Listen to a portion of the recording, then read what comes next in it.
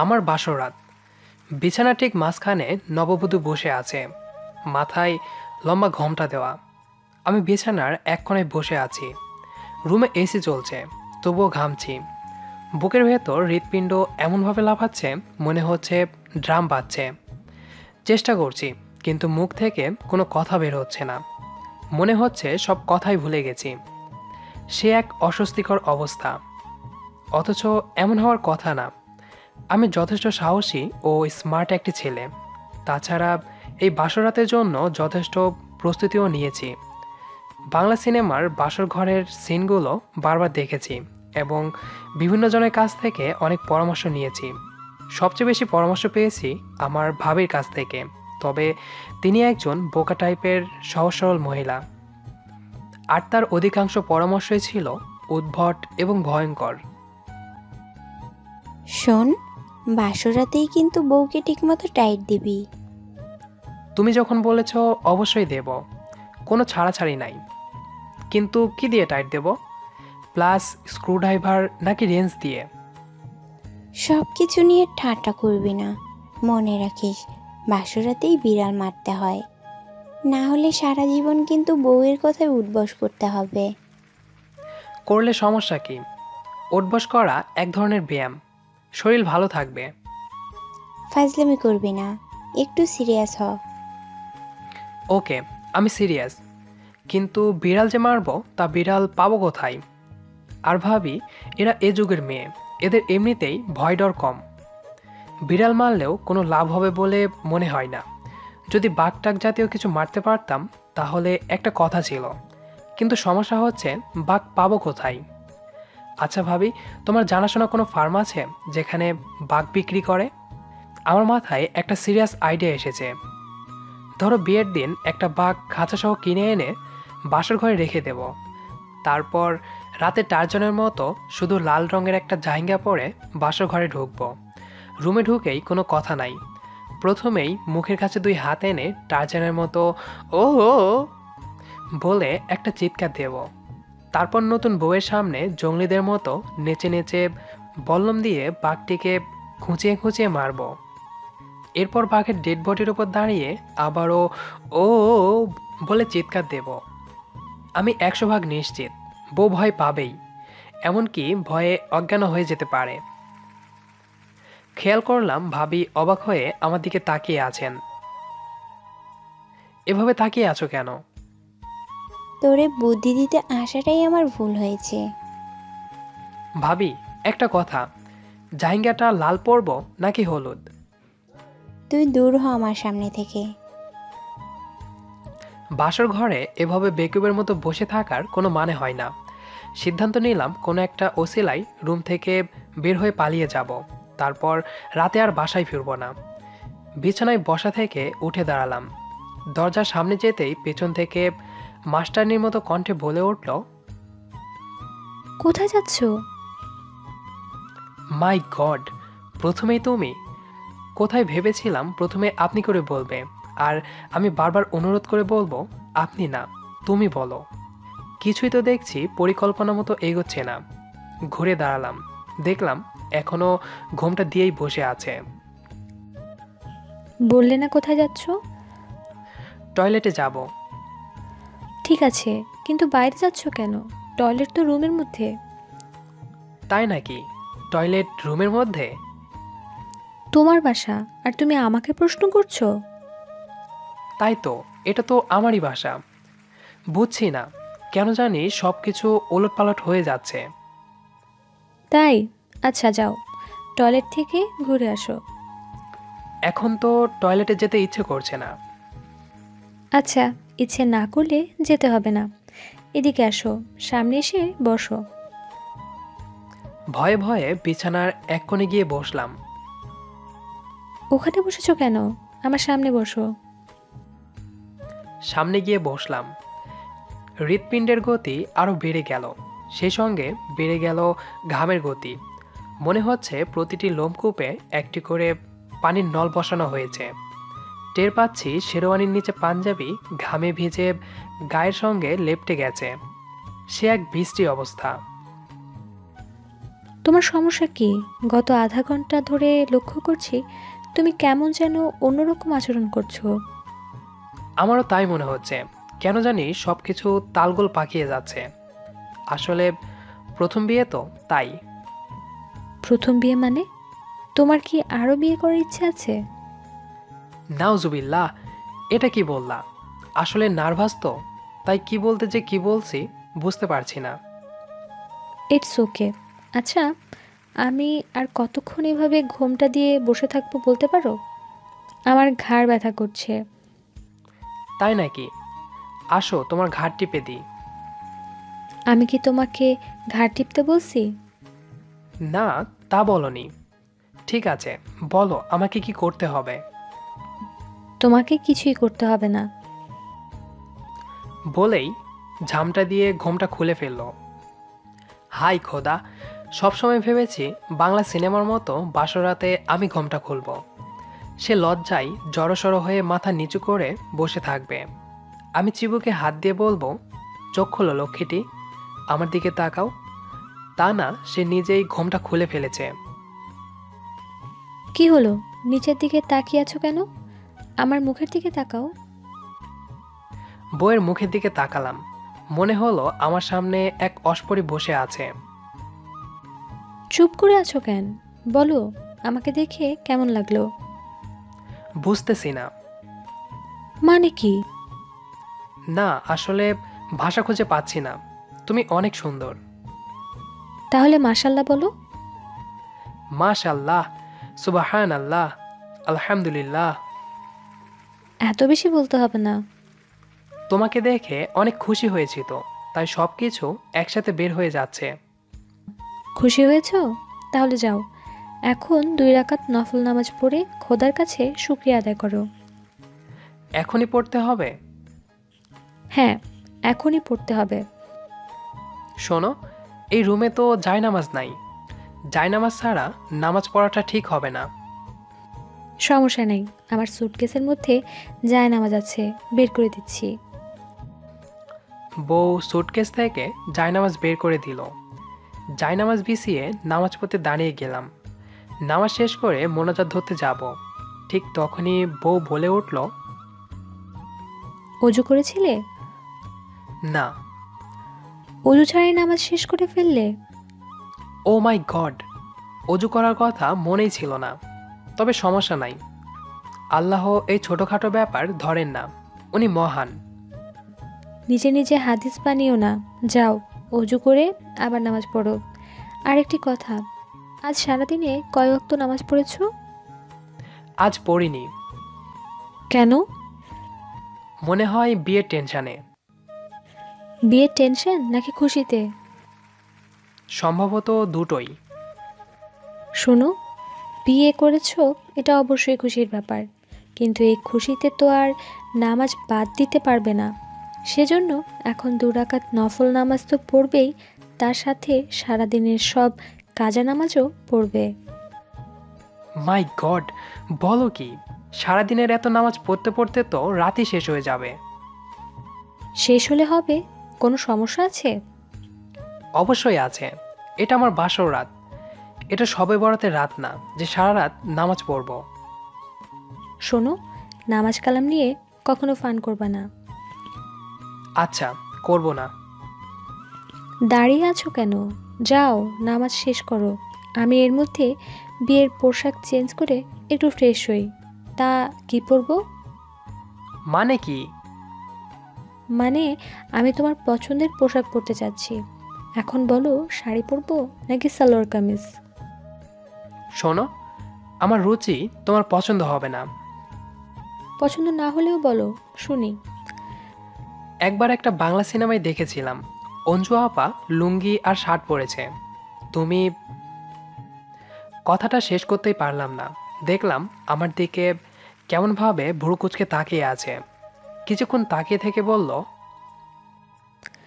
তুমি কি এখন আমাকে তোমার অঞ্জু আপার মতো লুঙ্গি পরতে বলছো?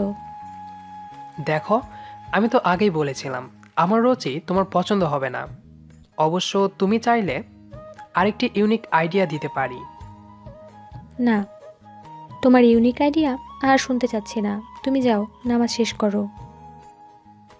বিসমিল্লাহ বলে নামাজ শুরু করলাম। নামাজ শেষ করে দেখি বউ বিয়ের পোশাক পাল্টে নীল একটা শাড়ি পরে বসে আছে। কেমন লাগছে আমাকে? নীলপরীর মতো লাগছে। তাই? তুমি কি কখনো পরে দেখেছো? না, দেখিনি। তাহলে কি করে বুঝলে আমাকে পরীর মতো লাগছে? সরি, ভুল হয়ে গেছে। তোমাকে পরীর মতো লাগছে না। তার মানে কি? না, মানে আমি বলতে চেয়েছি তোমাকে পরীর চেয়েও সুন্দর লাগছে। ধন্যবাদ। আচ্ছা, তোমার কি আমার হাত ধরতে ইচ্ছে করছে? একটু একটু করছে। ধরতে চাইলে ধরতে পারো, তবে তার আগে 50,000 টাকা দিতে হবে। বুঝলাম না, তোমার হাত ধরার জন্য কেন আমাকে টাকা দিতে হবে, তাও আবার 50,000? এটা আমার কাবিনের টাকা। কাবিনের টাকা পুরোটা না দিলে আমাকে স্পর্শ করতে পারবে না। এ তো দেখি বিরাট সমস্যা। কিন্তু এত রাতে টাকা পাবো কোথায়? হঠাৎ মনে পড়ল কাবিনের টাকা না দিয়ে মুক্তি পাওয়ার কৌশল, যে কৌশল ভাবি শিখিয়ে দিয়েছেন। ভাবি গ্যারান্টি দিয়ে বলেছেন এই কৌশলে কাজ হবেই, এখানে ব্যর্থ হওয়ার কোনো সম্ভাবনাই নাই। ভাবির শেখানো ডায়লগই বাংলা ছবির ভিলেনদের মতো ঝেড়ে দিলাম। দেখো, তোমাকে এখন একটা কঠিন সিদ্ধান্ত নিতে হবে। আমাকে চাও না কাবিনের টাকা চাও, দুটো একসাথে পাবে না।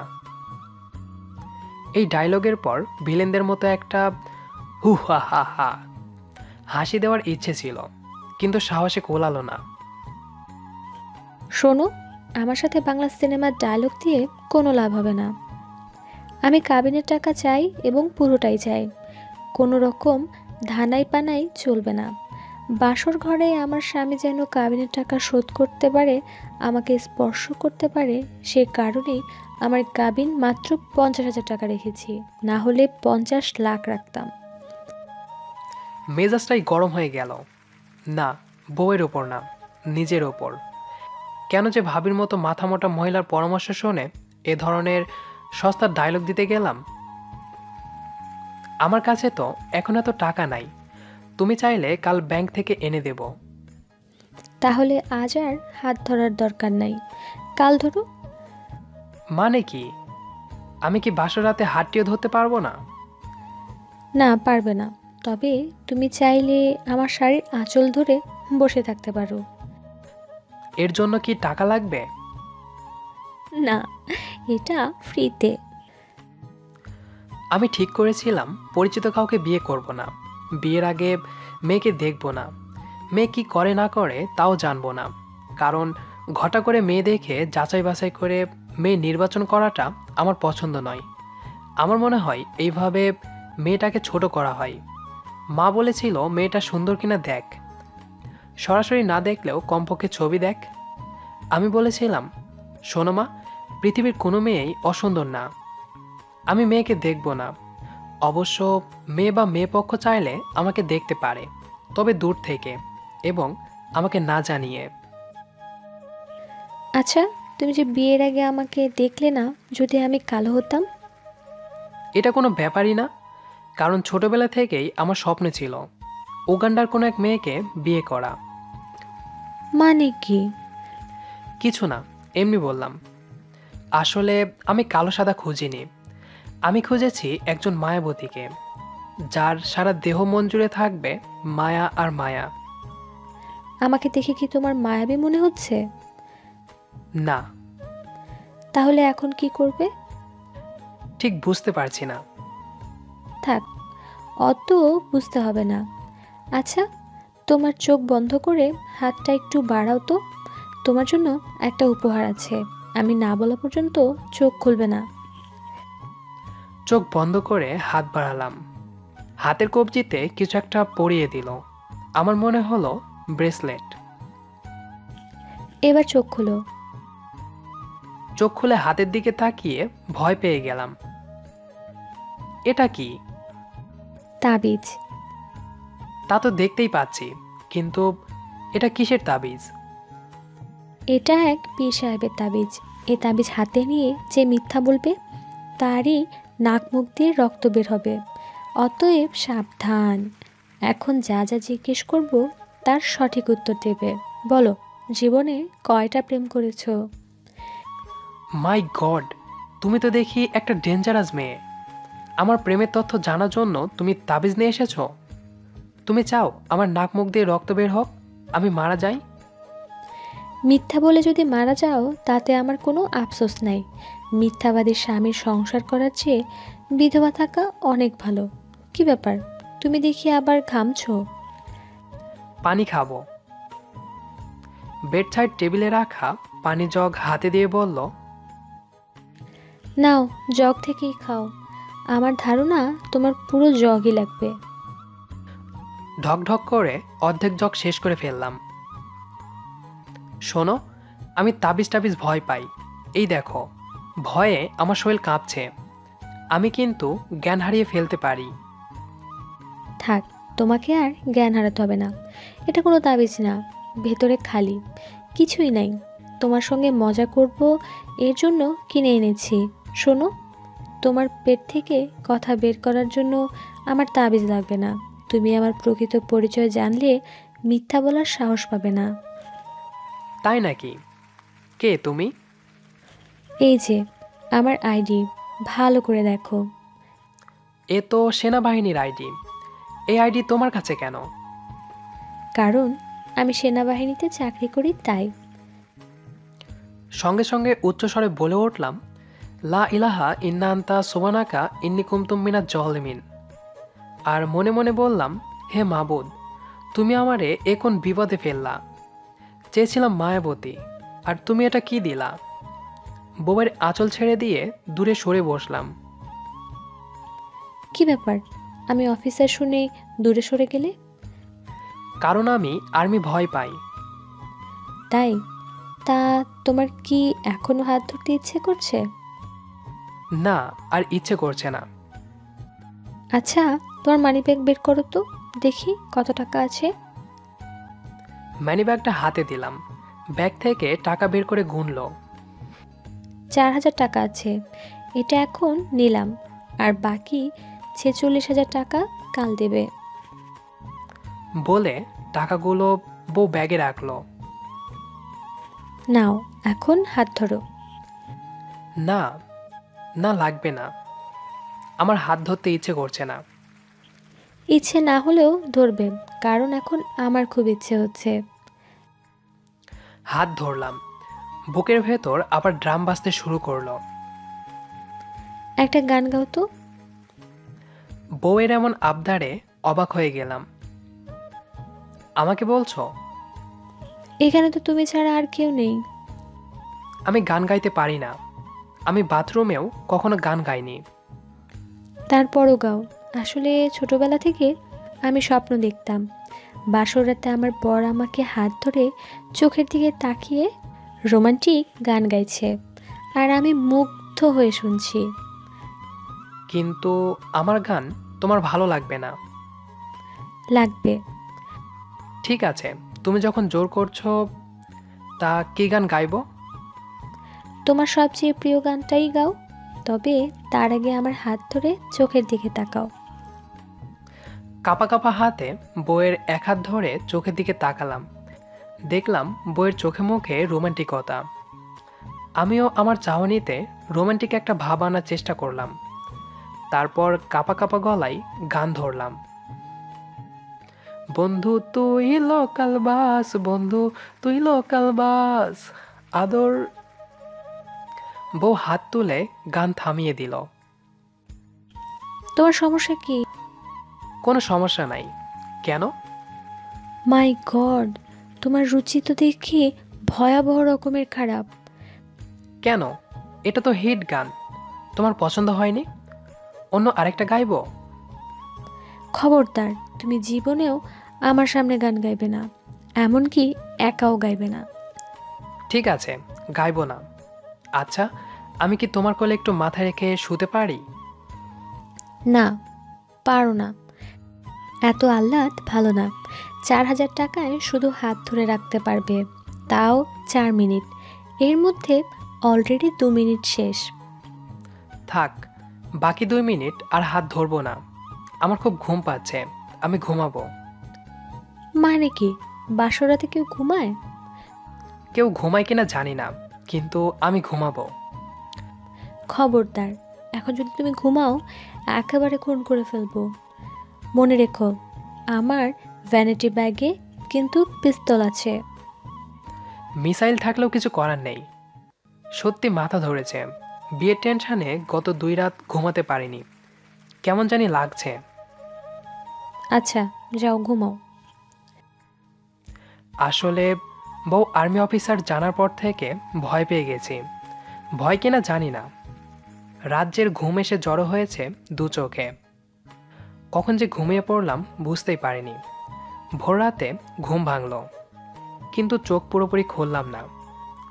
মিটমিট করে চোখ খুলে দেখি আমার মিলিটারি বউ জেগে বসে আছে, আর আমার মাথা তার কোলে। নরম হাতে আমার চুলে বিলি কাটছে। মনে হলো তার হাত থেকে মায়া গলে গলে ঝরে পড়ছে আমার চুলে। বুঝতে দিলাম না যে আমি জেগে আছি।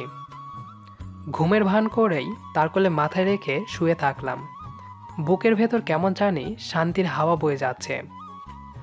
মনে মনে বললাম, এই তো আমার মায়াবতী, আমার স্বপ্নের মায়াবতী। বাসর রাত মানুষের জীবনের সবচেয়ে মধুর রাত। এই রাত মানুষের জীবনে একবারই আসে। অবশ্য যারা একাধিক বিয়ে করেন তাদের কথা আলাদা। এই রাত নিয়ে যেমন আপনার স্বপ্ন আছে, তেমনি যে আপনার বউ হয়ে আসছে তারও অনেক স্বপ্ন থাকতে পারে। চেষ্টা করুন দুজনের স্বপ্নগুলোকে পূরণ করতে। কষ্ট করে ভিডিওটি শেষ পর্যন্ত দেখার জন্য অসংখ্য ধন্যবাদ। ভিডিওটি আপনার কাছে কেমন লেগেছে সেটি অবশ্যই কমেন্ট করে জানিয়ে দিন। আর যদি ভিডিওটি ভালো লেগে থাকে তাহলে সাবস্ক্রাইব তো অবশ্যই করবেন, সাথে আপনার প্রিয় মানুষদের সাথে ভিডিওটি শেয়ার করুন। ধন্যবাদ সবাইকে।